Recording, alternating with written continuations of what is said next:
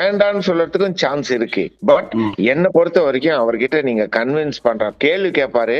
Convince பண்ணீங்கன்னா he is ever willing to try out things. விராட்டோட equation with Ravi Shastri ரொம்ப நல்லா இருந்திருக்குல்ல. ஆக்சுவலி அவங்க ஒரு சம்மர் ஆப் அவர் ரொம்ப ட்ரஸ்ட் பண்றாருன்னு நான் நினைக்கிறேன். ஐ திங்க் ரவி சாஸ்திரியை ப்ராபப்லி அவரோட பேசியிருப்பாரு.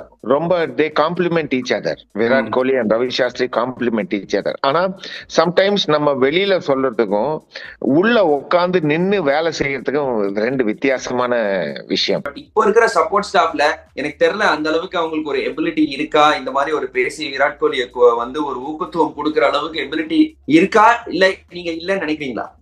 எபிலிட்டி இருக்குங்கிறது இல்லைங்கிறது ஒரு விஷயம். இன்னொரு விஷயம், விராட் கோலி கிட்ட போய் பேசக்கூடிய தன்மையும் தைரியமும் இருக்கான்னு அது ஒண்ணு பார்க்கணும்.